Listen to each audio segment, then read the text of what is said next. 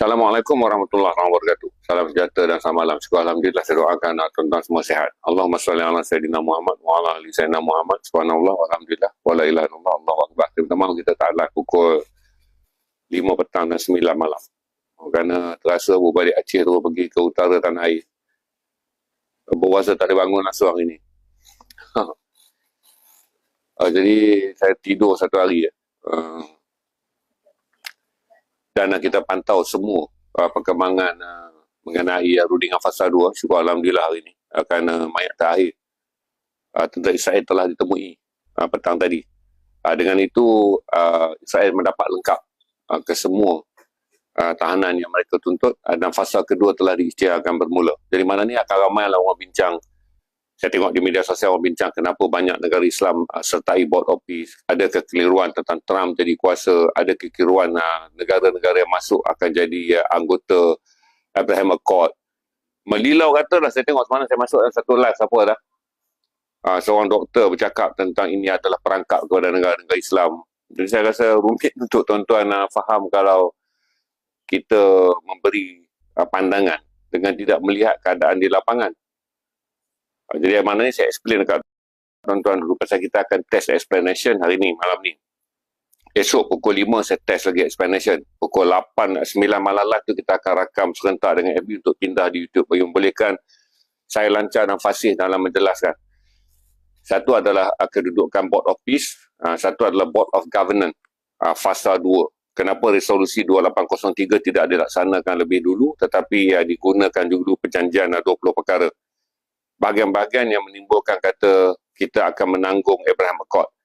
Bahagian-bahagian yang mempertikaikan kenapa banyak negara Islam menyertai Board of Peace dan kenapa negara-negara daripada Eropah pro-Palestin tidak menyertai Board of Peace.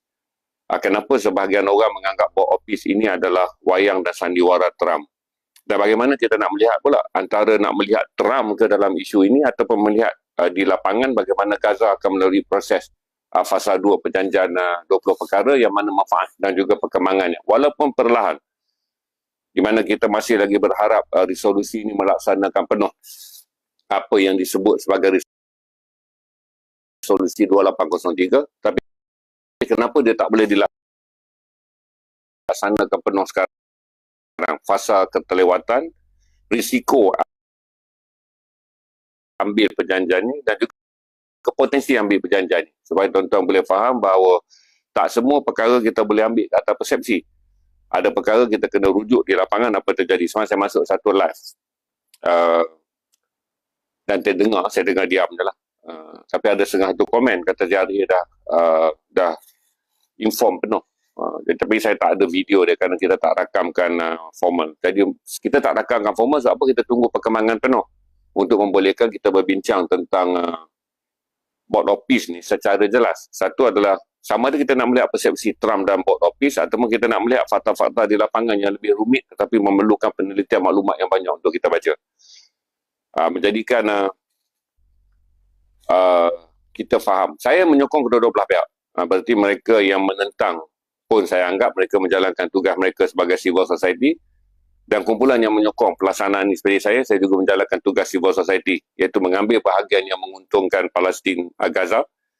Tetapi keperlahanan perjanjian ini menggugat apa yang kita harapkan penyelesaian penuh resolusi 2803. Bagi mereka yang menentang Trump kerana memperlahankan pelaksanaan resolusi tetapi memilih kerangka 2803, mereka boleh teruskan kerana civil society akan mempunyai banyak peluang dan banyak cara untuk menekan perkara ini. Cuma kita jelaskan kedua-dua pihak untuk faham bahawa menyerang Trump tak bererti kita menyokong, kita perlu menolak proses fasa kedua. Saya menyokong fasa kedua tidak bererti kita harus menerima semua pendirian Trump adalah usaha damai di Asia Barat. Menjadikan kedua-dua tekanan akan terus berjalan, tekanan yang membawa manfaat kita nak, iaitu menekan Trump untuk terus melaksanakan resolusi 2803 tanpa memberi ruang kepada Israel. Tetapi memahami perjalanan perjanjian 20 perkara yang masuk fasa 2 juga adalah perlu. Kerana menolak keseluruhannya berarti kita kehilangan keseluruhannya. Menerima sebahagian kita masih boleh manfaatkan sebahagiannya. Menolak keseluruhan perkara fasa 2 berarti Israel Palestin akan balik kepada titik tepu yang penuh dengan kemusnahan. Menerima sebahagiannya memang wujud kerugian, tetapi ia tidaklah membawa kepada balik kepada titik tepu di mana Israel berleluasa menjajah Gaza. Itu yang saya sentuh sikit malam ni untuk membolehkan kerana banyak fakta baru masuk, saya akan cuba fluentkan sesi malam ni, tapi besok malam pukul 9 baru kita buat rakaman penuh. Kami pantau dan kita lihat semua benda dan kita syukur Alhamdulillah kerana akhirnya Israel tak boleh bertolak dalik apabila maklumat dibekalkan oleh Hamas. Hamas mengeluarkan kenyataan semalam sekitar pukul 8 malam waktu Malaysia, mereka telah mendedahkan lokasi kedudukan mayat terakhir Sarjan Rans Gili yang menjadi petikaian Israel kerana fasa 1 sepatutnya diserahkan penuh tahanan hidup 20 dan juga 28 mayat. Palestin Hamas hanya mendedahkan 20 dan 27. Dengan bantuan Hamas malam kerana mayat ini berada dalam kawasan yang dikepung Israel, maka tentera Israel masuk mencarinya sendiri dan mereka mengesahkan telah menemui Sarjan Ran Gili dan telah membawa pulang, maka itu Israel bersetuju memulakan fasa yang kedua. Dan fasa yang kedua tidak sepenuhnya akan menguntungkan Gaza dari segi kawalan sempadan. Tapi kita akan tunggu hinggalah tempoh ini kemudiannya diperkatakan kemudian oleh Board of Peace yang belum lagi memulakan sidangnya. Kerana masih lagi menanti jawapan daripada negara-negara anggota yang dipelawa menyertainya 42 buah negara. Semana saya tengok kenapa Malaysia tak dipelawa.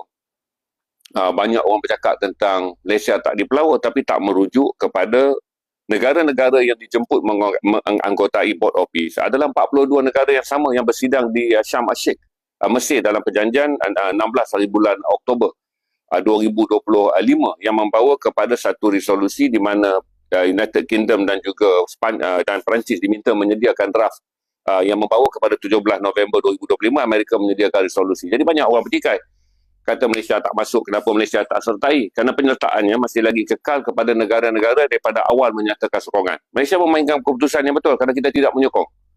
Berarti Malaysia akan kekal sebagai negara yang akan menekan daripada luar. Manakala negara-negara Islam yang lain dia memang komited daripada dalam perjanjian ini sejak awal. Mereka akan memainkan peranan sebagai penyelaras dari dalam. Berarti tak berhenti siapa yang tidak berada dalam Board of Peace. Dia tak boleh mainkan peranan. Malaysia akan mengekalkan peranan. Dia adalah kita tidak menyokong keseluruhan cara dan kaedah yang digunakan dalam pelaksanaan rundingan di Gaza. Kerana kita adalah negara yang menekan. Bagi negara yang menyertainya pula, mereka memang merundingkan kaedah. Bagaimana dengan adanya potensi fasa 2, kedua-dua pasukan semua pasukan negara Islam yang berada dalam Board of Peace akan membantu pelaksanaan pembentukan semula dan pembangunan semula Gaza. Jadi jelas bahawa tak ada bererti kita tak menyertainya, kita tidak berperanan. Dan tak berhenti kita menyertainya pula. Kita akan berada di bawah kokongan Amerika. Kerana ini negara-negara yang akan bangun dan akan menyuarakan pendirian dia. 8 negara Islam telah menyatakan persetujuan melalui satu pandangan. Berarti ada satu. Di 8 negara Islam yang komited sejak perundingan di Sheikh Hasham pada 16 bulan Oktober 2025. Yang mana Asia diwakili oleh Pakistan dan juga Indonesia. Kerana mereka daripada awal menyokong pembentukan resolusi ini. Kemudian blok daripada Turki. 5 blok negara Arab masuk tanda tangan bersama. Iaitu Jordan, Mesir, Qatar, UAE dan juga Oman. Ini jadi 8 blok. 3 negara Islam menyertainya secara di luar blok. Mereka tanda tangan sendiri. Saudi masuk sebagai negara tunggal. Bahrain masuk sebagai negara tunggal. Maghribi masuk sebagai negara tunggal. Menjadikan tuan-tuan kena faham kenapa banyak negara Islam menyertainya. Kerana mereka adalah negara yang merangka sidang di Gaza Peace Summit yang diadakan di Sharm el-Sheikh pada 16 bulan Oktober 2025. Jadi kalau kita tak faham jalur ni, kita akan jadi kelang kabut dengan hanya melihat persepsi. Kalau kita tak faham jalur dia, berarti ketika Trump nak jemput negara-negara ni, Malaysia dah menyatakan kita tak bersetuju. Perdana Menteri telah menyatakan Malaysia tidak bersetuju dengan perancangan yang dibawa oleh Trump kerana dia merugikan Palestin. Kerana membawa pihak-pihak yang mentadbir Palestin ini adalah sesuatu yang tidak dapat diterima oleh Malaysia kerana Malaysia nak Palestin ditadbir oleh orang Palestin.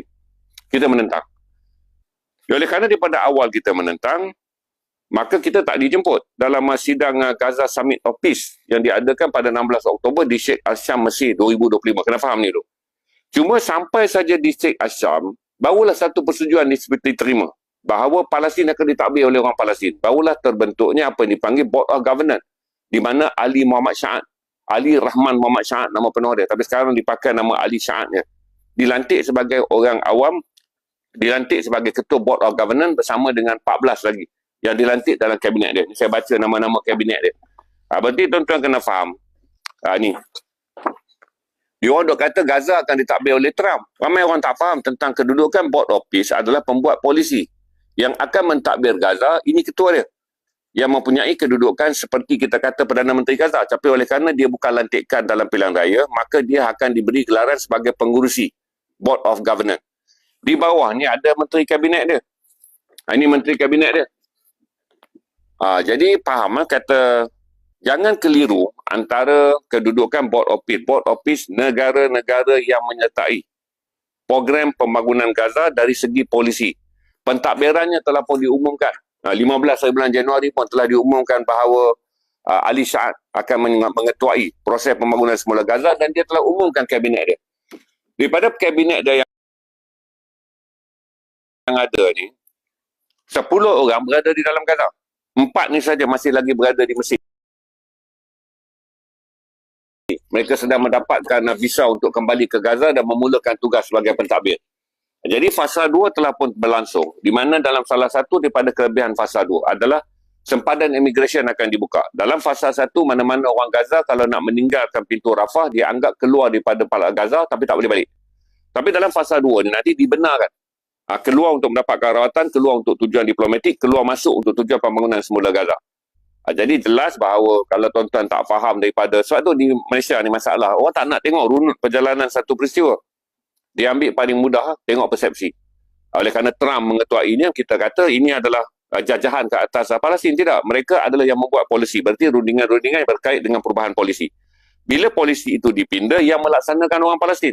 Salah satu yang tuan-tuan lihat kejutan yang sangat besar, ialah dana pembangunan ini akan diberikan kepada orang Palestin sendiri untuk melaksanakannya. Berarti Board of Peace bukan pentadbir Gaza. Board of Peace adalah yang menjaga resolusi yang akan melaksanakan Gaza sebagai sebuah daerah bebas yang kemudiannya memasuki fasa Palestina Statehood. Yang mana kemudian barulah mereka serap resolusi 2803 masuk bagi memastikan satu. Kenapa? Ramai orang tanya dekat saya, perli saya dekat posting saya dekat FB, mana kata Tentera Negara Islam akan masuk 17 hari bulan Januari 2026? Dalam rundingan ketika usul dibentangkan di PBB, memang itulah tarikh yang dipilih. Tapi bila keadaan semasa berjalan, di mana satu proses pusingan pertama, fasa ni tak dapat, fasa 20 perkara tak dapat dilaksanakan kerana ada satu mayat tak dapat dihantar pulang. Bila tentera pengaman nak masuk, negara-negara yang mengendalikan polisi tak mahu tentera pengaman bertempur dengan tentera Israel. Kerana fungsi dia bukan nak berperang di Gaza. Fungsi dia adalah membangunkan Gaza. Kalau dihantar masuk tentera pengaman terlalu awal dalam keadaan Israel tak berundur dan berlaku peperangan, dan kemudian tindakan memang boleh diambil kata Israel, tapi apakah dia berbaloi? Bila dibiarkan semua satu, dibiarkan 17,000 20,000 tentera pengaman yang akan masuk. 20,000 tentera pengaman yang akan masuk daripada 5 negara. Masuk untuk tujuan mengamankan Gaza, kemudian didedahkan pada pertempuran. Pastilah ini akan membahayakan 5 negara yang dah setuju untuk menjadi tentera International Stabilization Force. Itu tentera Mesir, tentera Qatar, tentera Indonesia. Kemudian juga akan disertai oleh sebahagian daripada tentera UAE, dan Turki akan menghantar majoriti tentera yang besar bersama dengan Mesir. Jadi oleh kerana kita perlu faham, bila polisi undang-undang dibuat dan polisi diplomatik dibuat, semua orang sedang mencari resolusi yang berteraskan ke mana, di mana keamanan lebih banyak boleh diperoleh. Kalau ikut kita naklah perang. Tapi apabila diplomatik punya keputusan, dia akan memikirkan resolusi dan kaedah yang terbaik bagi membolehkan matlamat mereka. Matlamat mereka adalah membangunkan Gaza. Dan matlamat mereka adalah Israel membenarkan pembangunan dan berundur pada tahap yang dia telah persetujui. Dan tentulah kita tak dapat semua kerana rundingan ini datang daripada negara yang memang pro-Israel. Amerika, kalau kita kata okey, kerana Amerika pro-Israel dan kita tak mau ambil rundingan ini, maka perjanjian ini akhirnya tak akan terjadi. We got some and we lose some. Kita tak boleh dapat semua. Berarti kena lihat kedudukan Trump dalam Board of Peace, sama ada dia nak wayang, dia nak sandiwara. Bukan setakat itu pandangan kita tentang Gaza. Gaza kenalah dilihat dalam kedudukan Board of Governors, pentadbir Gaza yang telah dilantik, kuasa yang telah dimandatkan kepada pentadbir ni. Di mana ia seperti membentuk satu jemaah menteri. Berarti kita anggap kata walaupun nanti panggil dia adalah pengurusi Board of Governors, badan pentadbir Gaza, tapi kedudukan dia adalah seperti Perdana Menteri Gaza. Dan ini adalah menteri kabinet dia yang kemudian dipanggil sebagai ketua pentadbiran. Semua akan pegang perkataan ketua komunikasi, ketua pentadbiran. Berarti peranan mereka adalah seperti menteri. Cuma beza dia kerana dalam proses pembangunan semula Gaza dipersetujui oleh semua negara bahawa yang dilantik adalah mereka yang teknorat, yang boleh fokus sepenuhnya bukan politik tapi membangunkan Gaza. Gaza akan dibebaskan dalam keadaan bebas politik, tetapi 2 tahun ditumpukan untuk pembangunan. Jadi kalau saya jelaskan, tuan-tuan akan faham bahawa kalaulah kita nak pergi kepada retorik menang semangat, kenapa nak masuk dalam perjanjian ni? Trump berada di sana, dia tak boleh dipercayai. Maka Gaza akan berada dalam titik yang sama. Seperti mana kita kata, buat apa nak masuk? Bila kita tak masuk dalam rundingan, berarti kita akan melihat Gaza dibantai hari. Bila kita masuk dalam perundingan, kita masuk dalam keadaan kita faham bahagian yang perlu kita menangi dan bahagian yang perlahan proses yang akan kita menangi. Kerana apabila berlaku saja fasa pembangunan Gaza, dan kemudian apabila komitmen di mana negara-negara yang menyertai board of peace ini semakin relevan dan perbincangan demi perbincangan. Kita tak bagi peluang langsung pada board of peace ini untuk mula rundingan sebab ramai orang kata negara Islam yang masuk akan berada di bawah telunjuk Trump. Tak mungkin. Kerana semua negara yang menyertainya ini kena menyediakan dana. Itu yang saya sangat berbesar hati. Kerana Mesir bukan kaya, tuan-tuan. Mesir bukan kaya, tapi 1 bilion USD yuran untuk negara yang menyertainya Mesir akan bayar. Uzbekistan mereka bukan kaya. Kita lagi kaya pada Uzbek. Uzbek menyertainya 1 bilion USD. Bagi negara-negara kaya minyak macam Arab Saudi, seperti Jordan tak ada duit. Arab Saudi, Qatar, Bahrain, UAE, Oman, mereka ni banyak duit. Tapi bagi negara-negara yang berusaha untuk bersama dalam projek ni, terutama Uzbekistan yang juga menerima pelawaan ni, nak melampau 1 bilion untuk Gaza. Tapi inilah cara yang mereka fikir sebagai relevan, letak 1 bilion dan mereka berada daripada dalam. Berarti kelebihan negara yang menyertai board of peace, mereka diurankan. Tapi duit yuran ni bukan dibelanjakan untuk Amerika. Duit ni dibelanjakan untuk Gaza. Kerana Trump mahu setiap orang yang bercakap ada pelaburan dia. Berarti mereka akan bertanggungjawab dalam pertuturan mereka kerana mereka ada pelaburan. Dan campur tangan dia, Black Print, saya tenang you keluar dulu. Masuk ditanya apa cerita ni, bapak you ke saya cerita dalam rumah you? Okey, maka tu saya jelaskan. Dengan kita faham dengan kedudukan ni, maka tuan-tuan akan faham bahawa dengan adanya yuran ni, dia membolehkan semua negara yang berada dalam ni, dia akan mendengar, dia akan mempunyai peluang untuk bercakap sesuatu yang relevan kerana dia melabur dalam perjanjian. Ini adalah proses yang unik. Kerana Trump tak mahu, kalaulah dia membuat keputusan bersama negara-negara anggota, setakat ni dah 28 negara bersetuju, 42 yang dia jemput, 14 tidak memberi jawapan. Kita harap China juga menyertainya dan kita harap Rusia juga menyertainya bagi membolehkan kuasa-kuasa besar berada dalam rundingan ini. Walaupun di Eropah, penolakan ke atas board of peace tak ada kaitan dengan mereka tak menyokong Palestin. Sepanyol tolak, UK tolak, Perancis tolak, Sweden tolak, Norway tolak. Ini 5 negara kesatuan Eropah yang dijemput oleh Trump, mereka tak nak. Kerana mereka ada masalah lain. Mereka ada masalah Greenland. Kerana negara-negara Eropah sedang menghantar tentera mereka ke Greenland bagi mengekang kemahuan Amerika nak mengambil alih Greenland. Jadi oleh kerana ada masalah di Eropah antara Amerika dan Greenland, maka mereka tak mahu bersama dengan Trump dalam rundingan dalam board of peace. Itu beza dia. Oleh kerana negara-negara Islam yang lain tak terlibat dalam pertikaian Greenland, kita masuklah kaki kita supaya kita boleh berada di meja rundingan, mengemukakan pandangan dan pandangan kita dikemukakan dengan nilai. Kita telah melabur 1 bilion. Bagi negara-negara yang tidak menyertainya seperti Malaysia, kita masih lagi mengekalkan kuasa tekanan kerana kita masih memerlukan kuasa diplomatik yang menekan, kuasa diplomatik yang bekerjasama. Supaya ada 2 blok. Jadi seperti Malaysia yang tak menyertainya nanti.